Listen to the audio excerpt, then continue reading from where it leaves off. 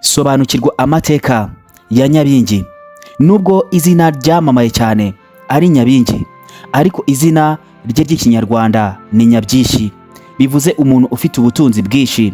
Ni izina ryahawe umukobwa uvugwa ko we na Ruganzu wa kabiri Ndoli bavutse ari impanga, babyawe na Ndahiro wa kabiri Cyamatare. Nge ugiye kubagezaho no mateka ni Kubwimana Jean Claude. Nk'ibisanzwe iyi yo ni SF Media TV, wowe gusa kora subscribe, like na share, ubundi tumenye amateka yo mu Rwanda ndetse n'andi atandukanye. Uyu munsi nkuko nabitangiye mbivuga, tugiye kuvuga ku izina Nyabingi. Stay on touch. Kwitwa Nyabingi byakomotse ku rurimi rw'Urukiga, bavugaga Nyabyinshi, mu Rukiga bakiyumvira Nyabingi. Izina rihama rityo. Ntabwo umwaka nyawo w'igihe bavukiye uzwi neza, ariko amavuko yabo abarirwa mu myaka y'igihumbi 600 kugeza mu mwaka w'igihumbi 800. Izina rya Nyabingi bavuga ko yaryiswe n'ababyeyi be, ariko biba wa mugani w'ikinyarwanda uvuga ngo izina ni ry'umuntu, aho uwo mukobwa yagize ubutunzi bwinshi nyuma y'uko agabiwe Ndorwa. Izina Nyabingi rizwi cyane mu muco wo guterekera, ngo ni nako gusenga kwakorwaga n'abayoboke ba Nyabingi ubwo bamwiyambazaga amaze gupfa ngo abavuganire kuri Rugira n'Iyakare ariyo Mana. Uwo muhango ugakorerwa mu ndaro, ingoro, arirwo rusengero rw'ubu. Ibyegera bya Nyabingi bikitwa abagirwa, babaga biganjemo igitsina gore. Na n'ubu mu Rwanda, by'umwihariko mu duce tw'amajyaruguru, hari ahakigaragara ibimenyetso biranga imibereho ya Nyabingi. Ku gicumbi cy'uwo muco ni mu murenge wa Butaro mu karere ka Burera. Muri aka gace hari ahakigaragara mu bahoze ari abagirwa ba Nyabingi, aho bagiye basimburana mu buryo bw'ubuhererekane, bamwe basimbura ababyeyi babo. Hakaba hakigaragara n'inzu za Nyabingi, indaro cyangwa ingoro aho baterekeraga. Kigali Today dukesha iyi nkuru yaganiye n'uwitwa Rwicumugi Andre, wavutse mu mwaka w'igihumbi 1935, wiyemereye ko yabaye umugirwa wa Nyabingi mbere y'uko uwo muco udangira gukendera. Ati, nge navutse ababyeyi banjye baterekera, nanjye ndabasimbura. Byose byasojwe mu mwaka w'igihumbi 1991. Buri mwaka hakorwaga umuhango wo guterekera. Buri wese mu bahanye igihango na Nyabingi yazanaga inzoga, tugasuka aho ngaho tukarara ducuranga. Abazi kubyina bakiyereka, tutabikora Nyabingi akadutera, ariko natwe icyo twamusabaga cyose cyarakorwaga, yaba ari imvura cyangwa ibindi byose bikenerwa. Mu kumenya neza ukuri ku byaranze Nyabingi, Kigali Today yegereye Niyitegeka Jean, impuguke mu mateka ya Nyabingi, akaba n'umuyobozi w'ikigo gisigasira umuco n'amateka y'igihugu no kurengera ibidukikije cyitwa Burera Youth Community. Avuga ko bashinze icyo kigo nyuma y'uko babonye ko mu gace k'iwabo hari amateka akomeye yabyazwa umusaruro ku rwego rw'isi, ndetse banashinga ikigo cy'ubukerarugendo bushingiye ku mateka ya Nyabingi cyitwa The Roots of Nyabingi Heritage Center. Avuga ko amateka ya Nyabingi mu Rwanda bayakesha igitabo cy'umugore witwa Mukasonga, umunyarwanda uba mu Bufaransa, wanditse filimi yitwa Notre Femme du Nord. Ngo yakoze iyo filime ubwo yajyaga gusura ibirwa bya Caraïbe. Bamubajije aho avuka, avuga ko ari umunyarwanda. Ngo bamubajije niba azi Nyabingi kubera ipfunwe ry'ayo mateka, arabihakana. Niyitegeka ati, baramubajije bati, ese uzi Nyabingi? Ati, toka kwa jina la Yesu, toka shitani. Baramubwira bati, oya, Nyabingi yabayeho, yari umukobwa w'isugi w'umunyarwandakazi. Ati, mwibaze kuba abanyamahanga aribo bambwiye ko Nyabingi yabayeho, bamwemera n'uburyo bamwemeramo, ndetse banamwiyambaza, mu gihe we yahise amwihakana, yumva ko ari ikintu kibi. Niyitegeka avuga ko uwo mugore yagize amatsiko yo kumenya neza amateka ya Nyabingi, agaruka mu Rwanda igitaraganya kuyakurikirana, aribwo yaje kumenya ko Nyabingi yari umuntu w'agaciro nk'uko yabibwiwe n'abanyamahanga. Akaba umukobwa wa Ndahiro wa kabiri Cyamatare, mushiki wa Ruganzu Ndoli, aho bavutse hagati y'ikinyejana cya 15 n'ikinyejana cya 16. Niyitegeka agira ati amateka atubwira ko Nyabingi cyangwa se Nyabyishi na Ruganzu Ndori bavutse ari impanga, ariko bakavuka bose bafite imbuto. Ni ibintu bitigeze bibaho ko umwami avuka ari impanga n'undi, kandi umwe akavuka ari umukobwa undi ari umuhungu. Nyuma y'uko umwami Ndahiro wa kabiri Cyamatare yari asumbirijwe n'intambara zari zirimo zirabera hagati mu gihugu, arimo guhigwa n'ingabo za Nzira ya Muramira wayoboraga ubwami bw'Ubugara muri Burera, Musanze n'igice cya Gakenke n'icya Nyabihu. Harwanaga kandi na Sibura Nyebuga umwami w'Ubugoyi. Ngo Ndahiro yafashe umwanzuro wo guhungisha cyangwa se kubunda. Umwami Ntahunga arabunda abana be i Karagwe, Kabahinda kwa Nyirasenge, Nyabunyana.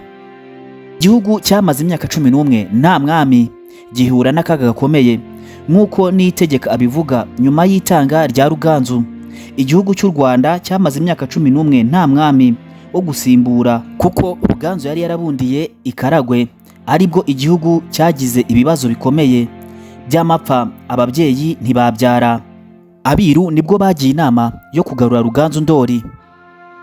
Uwaruzi aho Nyabingi na musaza we Ruganzu bari ni Kavuna, ari nayo wahisemo ngo ajye kubundura Ruganzu na Nyabingi. Nibwo Kavuna akigera i Karagwe yabwiye Nyabunyana ikimugenza, baracyumva. Biba ngombwa ko Nyabunyana afata umwanzuro wo kurekura Ruganzu na Nyabingi bakagaruka mu Rwanda. Mbere y'uko umwami Ruganzu agaruka mu Rwanda, yagombaga kubwirwa na Nyirasenge Nyabunyana amabanga y'ubwiru. Kavuna arabumviriza. Babonye ko yumvise ayo mabanga, bahisemo kwanga kumwambutsa ngo atazamena amabanga y'ibwami, umwami akazagira ibibazo. Ati Kavuna akimara kumva ayo mabanga, yageze ku Kagera, abasare banga kumwambutsa ko bari babitegetswe na Nyirasenge wa Ruganzu.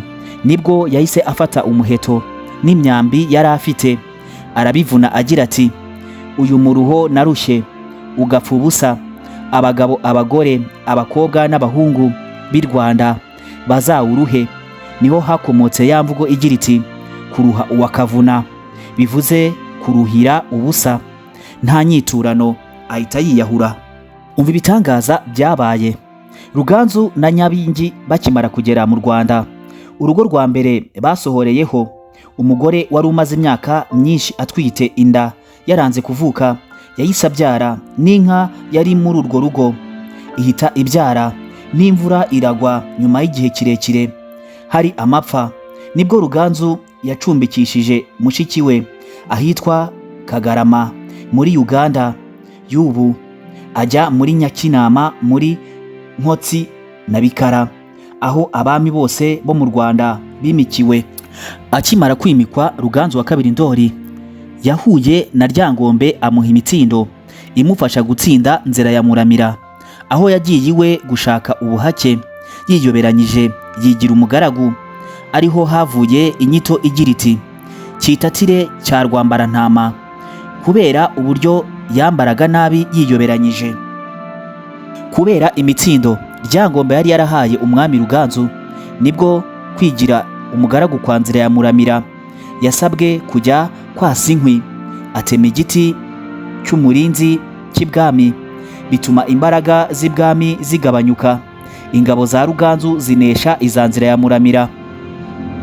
Ingabo za Ruganzu zikimara gutsinda ingabo za Muramira, izo ngabo zahunze zerekeza mu kiyaga cya Burera. Ruganzu afata ingashya ayitera Muramira ayitaje, igwa ku kiyaga, ariho havuye izina rya Butagashya, agace ko mu murenge wa Kinyababa mu karere ka Burera. Uko Nyabingi yagabiwe Ndorwa. Nyuma y'uko Ruganzu amaze kunesha ingabo za Nzira ya Muramira, yagiye kuzana mushiki we Nyabingi aho yari yaramucumbikishirije, ahita amuha Ndorwa nk'iteto ry'abakobwa. Aho Ndorwa ni mu cyahoze ari muri komine ya Butaro, Cyeru, Byumba n'Umutara, kugera kuri Lac Edward muri Uganda. Ni mu gihe igice cyari gisigaye cya Nduga kigizwe n'icyahoze ari Gitarama na Butare, igice kinini cya Kongo muri Kivu y'Amajyepfo n'amajyaruguru n'igice cya Tanzania. Umwami Ruganzu na Nyabingi baciye iteka ko nta mwami w'u Rwanda ugomba gutera Ndorwa.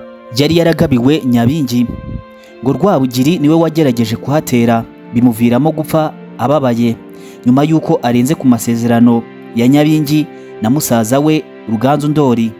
Mu gice cya Ndorwa ngo Nyabingi yarakunzwe yigarurira imitima y'abaturage.